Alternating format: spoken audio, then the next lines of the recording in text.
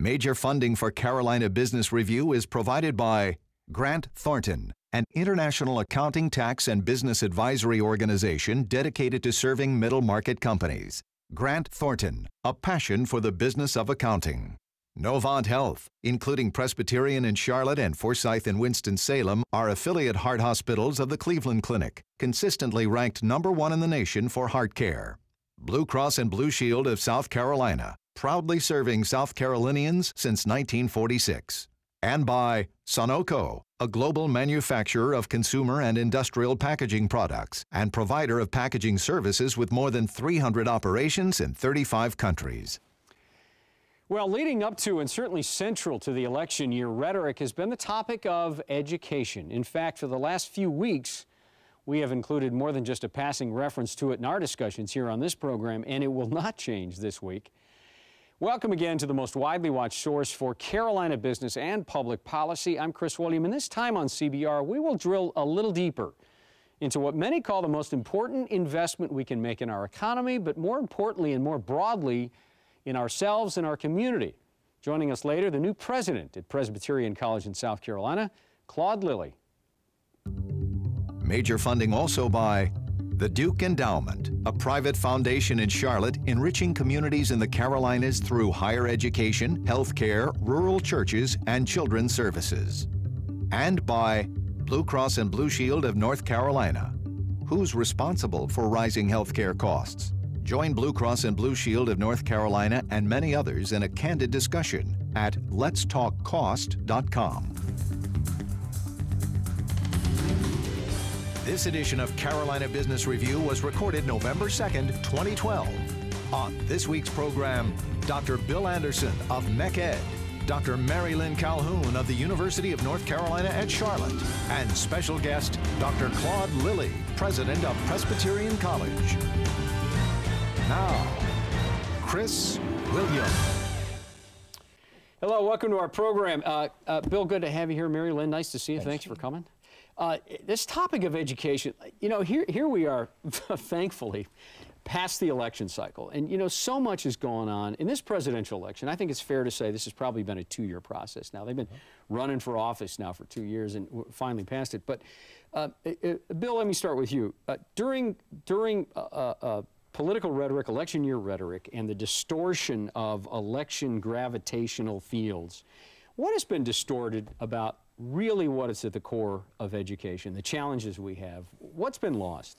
Well, being a former teacher and a former principal, I am most concerned about, it seems as though many have forgotten the value of teachers. And I think that teachers have somehow been demonized somehow. We're not valuing the importance of teachers. We continue to raise class sizes, teacher salaries stay the same.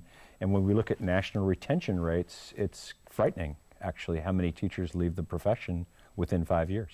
And Mary Lynne, you're outputting teachers in your program. Exactly. Is that number of teachers going down, going up, staying the same over the last decade? The need for teachers is growing, particularly in states with growing populations.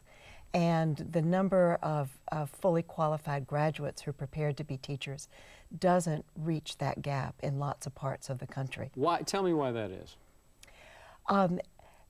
There are wonderful young people and wonderful career changers who are making the commitment to becoming teachers. But as Dr. Anderson has noted, there have been some difficult conversations in the last 3 to 4 years. You mean public conversations? Public conversations that tend to focus any challenges or problems we see on education in a blame the teacher kind of mode. And the salaries are not adequate. We don't stack up well with our international competitors in terms of how we value and compensate teachers. And the significant budget cuts that have been faced at all levels of the public sector over the past few years have made the working conditions very challenging. When there's political discourse about education, those budget cuts aren't mentioned. It's we've got to get more, do more, make teachers more accountable, make students more accountable, while the resources are being drained away from the schools. I would also say to you, Chris, that I don't think the conversation about education has been upfront and central in this election as in some past elections. I read recently that about 3% of Americans put education as a top priority in this election. In the year 2000, it was 17%. It was a much more important part of the discourse in the earlier part of this century. You know, it occurs to me that funding education is a lot like when you buy an old house and you got to fix the plumbing and you got to fix the electricity and you got to fix the stuff that's not seen. And in teaching, not seen for a little while, but you've got to spend big money on things that maybe aren't as overt. Is that maybe the case here, Bill, that we don't see the immediate return on investment if paying teachers more, making sure class sizes don't get too big, building facilities, et cetera? You know, I think that's part of it. I think class size has been a real challenge. I think there are some who say that if you have a great teacher and you have 40 kids in a class, that great teacher can get to all those students. I would disagree with that. I think that 40 students for a high school teacher is just way too many. I think once you get over 25, it really starts to become a problem. So I do see that as a problem, but I also think that we have to make sure, and I'm talking more high school here, we have to make sure that it's relevant. We don't have a large percentage of our students actually going on to the four-year colleges that we need to, and I'm convinced one of the reasons for that is that that's not where really all the jobs are these days, and we need to think a little bit differently. In 2011, Harvard produced that Pathways to Prosperity report that stated very clearly that the college for all mantra was actually harmful for some. And when you look at some of the European countries, they do a much better job of providing other opportunities for students while they're still in school, with some workplace learning opportunities that can lead to some internships and possible apprenticeships. And I think that's also a big need, that we have kind of been stuck in an old model and we haven't changed with the times enough. So vis-a-vis, really you're talking community college system in North Carolina's technical college system in South Carolina. I am, and many of the students who end up having that workplace learning opportunity while they're still in high school will go to the community college for a year or two and then transfer to the four-year university to finish their degree. Yeah, you know, and before we make that leap and that bridge from K through 12 to the higher ed, I want to stick with the teachers thing for just a second here. Mary Lynne, so if we throw more money at teachers, and it's oversimplifying, I understand that, but what, and probably going to be a tough question for you to have to answer, but what percentage of teachers shouldn't be doing that job? 10%, 5%? You know, need to be shown some other career field. I mean, there's got to be a mix in here between paying them more and finding the ones that really are passionate about doing that. If I could encourage you to change the word throw money to invest money, I'd be really happy about that. Point well taken. Thank you. But I think the teacher accountability, teacher evaluation world is changing. And in many ways, it's a very appropriate change. We're looking at ways to examine teachers' impact on student achievement and have some tools to help with that. I worry that those tools are being used with a broad stroke and are not nuanced enough or reliable enough to make individual decisions at this point. But they're good enough to help good teachers become better teachers. And that's a place where I would do a lot of investment as well. As in any profession, there are some people who shouldn't be doing that work. And there needs to be a way to let them find another path. But I think we could invest a lot more in good teachers who can become great teachers. We've got some knowledge and some skills and some tools to do that work. Behind the teacher, I'm assuming the principal, and this is a little leading for you because I know you're a recovering principal to some degree, and a good one. And I say that kiddingly, of course, Bill, but I'm assuming that that's probably the toughest job because you've got to support the teachers, you've got to work within the school system, and you've got parents, you've got administrative duties, you've got to be a cheerleader, and you've got to be good at all this stuff. You know, Chris, though, back to what Mary Lynne was saying a moment ago, and I know we're talking about pay for performance, and we're talking about if we're going to invest more money in teachers, are there going to be performance measurements in place? And I think there absolutely have to be, but it's much more than just test scores. I believe we need to take an approach that brings in multiple measures.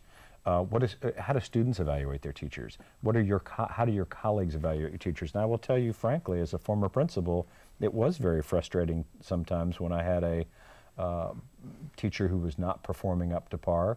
It was challenging to help them find another career, and I think that is a challenge, but the reality is it's not just test scores.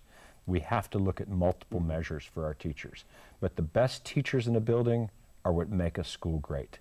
Keeping your great teachers and your young teachers who are learning their craft, supporting them, helping them learn what it takes to become a great teacher, that's also really a big part of it as well. You know, I wish we had more time to talk about, you know, some of the tough issues around parental involvement, school board and oversight. I mean, all of these things we all shake our heads at, and we'll have to make the jump, though, and evolve into the higher education, and we will. We'll bring our guest on in just a moment. Stay with us, please. Next week on this program, we continue the education dialogue and the chat. She is Dr. June Atkinson, and if the name should ring a bell, she's been the North Carolina Superintendent of Education for some time. And then in the week following, he is the South Carolina Superintendent of Education. His name is Mick Zase, and he will be here in 2 weeks.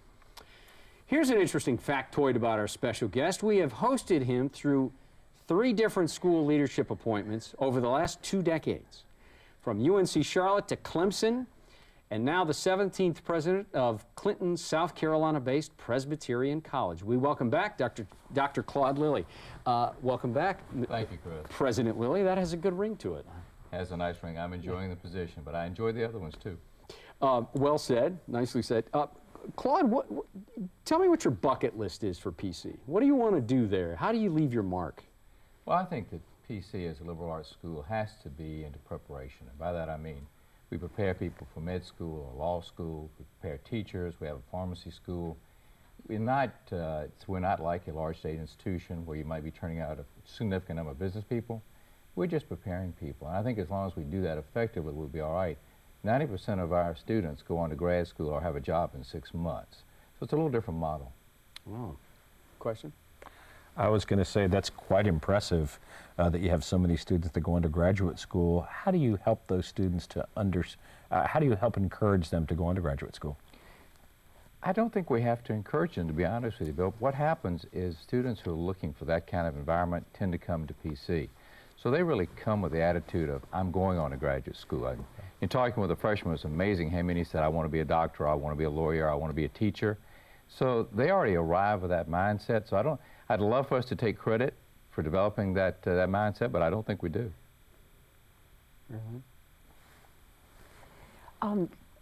Claudia, you talked about these various professions that your students are moving toward. Wow.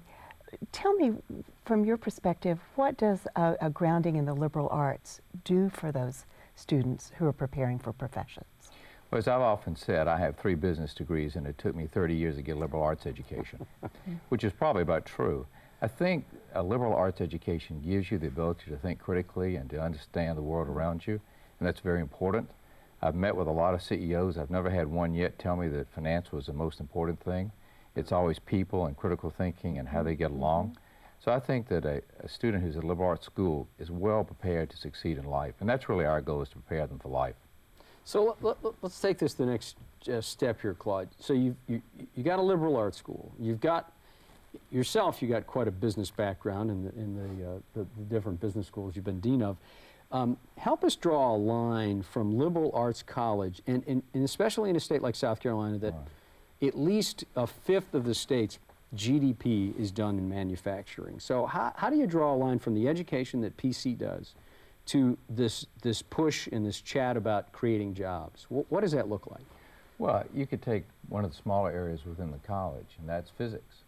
And 100% of our physics students who've gone on to engineering programs completed the programs. And we have relationships with Clemson and Georgia Tech and Vanderbilt and USC.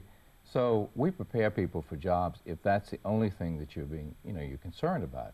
But again, I go back to my earlier comment. I think we need to prepare people for whatever comes in life, because it's been my experience that business degrees were great, but it really has been the people challenges that have been the toughest for me.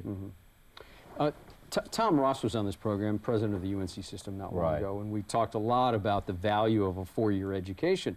And to President Ross's comment, he said, you know, a lot of people shouldn't be going to a four-year college. When I questioned him about the value of that education, how do you come down on that? Well, I think if you look at some of the other countries like Germany, where they have a system where about the 9th to 10th grade you decide whether you're going to college, you're going to be going to a technical school. I think we have to at least look at that model. We don't have to adopt it, but I agree. I don't think everybody needs to go to college. I've got a cousin who's doing incredibly well as an electrician. Never went to college, is very happy, has a great life, wonderful income. So I think as a society, we've lost this will to let people do what they want to do, as opposed to saying, if you don't do it our way, you're not successful. Mm-hmm. Claude, I have a question. What advice are you giving your students that are going to become teachers? What advice are you giving them as they go into the field when we see that retention rates are so low nationally? Well, I've only been there 3 months, so I'm not sure I've given them a lot of advice. I have found it interesting, though, in talking with the seniors. They seem very upbeat. Now, whether that will continue when they've been out a year or 2 or 3 years, I don't know. But they know there are problems out there. They realize there are challenges. They know they won't be the highest paid people. Right. But they're so passionate about education that they really inspire me. So you're drinking out of a fire hose, basically, the last 3 months, trying to catch up with a lot of things. Have you gotten down into the weeds of, you know, you got the freshman class coming in this year, not long off the start of the semester. Right. Are they ready for college? Most of them are. In fact, I find today's students are probably more ready for college than I was. They, if you look at the information they have, if you look at the interactions they've had, it's a well-educated group of people. I'm always amazed when people say, you know, this generation is not as good as my generation. Well, sometimes I think that's wishful thinking, quite frankly. Yeah, Marilyn. Claudius, help us understand the transition from high school to a college education. What kinds of decisions do freshmen need to make? What kinds of guidance do they need to be successful in their college years? Well, I think the critical thing is they have to get connected, and I think that's up to the institution, whether it's a college or university, because so many of the young people come, they're there in part because their parents wanted them to be. It's the first time they've really been away from home, so you really have to nurture them and get them connected, because if not, then you're going to have a lot of them going home and are flunking out. So we really focus on what we can do to retain them, make them feel part of the community. That's the most important thing for us. And remind them to show up for class, right? We'd like them to show up for class, too. Do they not show up for class at Presbyterian College? That's amazing. They better show up for class, or they'll be meeting with the president. You know, up the road in South Carolina from you, and I say up the road, it's a bit of a euphemism, but Wingate College, Dr. Jerry McGee was here on the program not long ago and said, we talking about the cost of education, student tuition, the loans that some of these kids have to carry around after they graduate. He called it an unsustainable model, and he said, in fact, there are probably too many colleges out there. So not only are they expensive, but they have so many to choose from. This model does seem to be unsustainable. The rate of inflation at college level is, as you well know, Claude, is more than twice that of the standard rate of the CPI. So how do schools need to band together or think differently or think together about this spiraling cost of education? How do you look at that? Well, as I said, we have programs, engineering programs, where people are coming to us for the first 2 years and going somewhere else. So we feel like that's a model that, I mean, you have to support that model, or society can't handle the education process. I would challenge a little bit the inflationary cost. What's really happened is legislators have taken money away. You've seen universities and colleges go back and say, well, we have to backfill that money somehow, and we do it by tuition because there's no other way to do it. So I'm not sure it's inflationary as much as it is you've got a zero-sum game, and when states take away, those institutions have to go find the money. A lot, I don't know what the Clemson number was, but I know at USC it's less than 10% of their budget now comes from the state. Is that the kind of funding you're talking about? Clemson, and my budget was slightly under 10% for the college. It came from the state. You're nodding over there. Yeah, to me, this is the discussion around public policy, and public policy does so much to shape what we're actually able to do. As a college president and former dean, what would your message be to lawmakers in North Carolina and South Carolina about their importance in supporting education? Well, I think long run, if the economy in any state is going to do well, you have to have assets, and the greatest asset you can have is people. Right. So to me, it's an investment, but you have to have the will to make that long run investment. And today's society, whether it's freshmen coming in or I think adults, we tend to want instant gratification. Right. And that's not the way you run educational systems. I've traveled around the world. Right. Other countries don't do it that way. Right. I see that as one of our greatest challenges, and I guess I'm asking for some advice as to how we help some of our local elected officials understand that. I think all you can do is get in front of them and present the situation, and it's not something that's going to happen overnight. You have to do it again and again and again until they adopt that idea. Right. Some of them never will. Right. In these years of difficult economic downturn, I've been worried about kind of a segmentation and competition in the education community when competing for scarce state dollars or scarce philanthropic dollars. You know, the P-12 school system, the community college system, the technical schools, the universities, public, private. I'm not sure that we have a coherent vision and see how one sector impacts another, and how that together we can build a strong education community. Have you had some experience in your 3 months as president of building connections with other parts of the education community for the greater good? Well, in South Carolina, we have an association of independent colleges and universities, and we're already working on programs that will help each other. Because it goes back to Chris's point, it is a zero-sum game, and you can't just have everybody continue to grow. Because you're also fighting a demographic. The number of students is declining. And so when your customer, if you will, the number of customers is going down and you're expanding what you're doing, it's pretty problematic. You better work together. So let's take that one in a different direction, Claude. Sure. You've got, well, everybody talks about workforce development, schools working more closely in concert with businesses.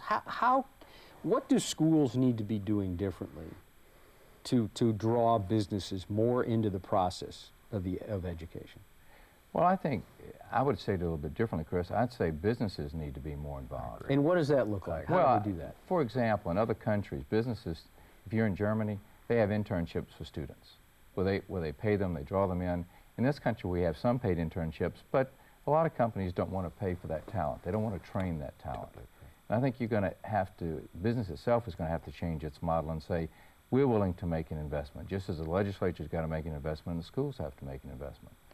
So at the end of the day, it's not just the schools trying to go out there and change a model. It's got to be a societal model that changes. But I mean, you've been in boardrooms, you've been in these conversations. How do you convince a business, besides just being altruistic, how do you tell them, you need to have these kids coming in here. You need to have them learning in the shadow of the master, so to speak. I mean, so I guess what's the economic incentive? What's the cultural incentive? How do they need to look at this differently? But it's not about being altruistic. It's about making money, and you're going to succeed if you have the best talent. Worldwide, that's what happens. So it's not you've got to convince them, let's do something that's good. Let's do something that benefits the company and the stockholders and the board. I mean, if no other approach is taken, that's a viable approach. And so if you get those young people in there, you get a chance to look at them. Do you have a follow-up? It's so refreshing to hear you say that, because that's exactly what's happening in Charlotte right now with a number of our European firms. Siemens is a perfect example.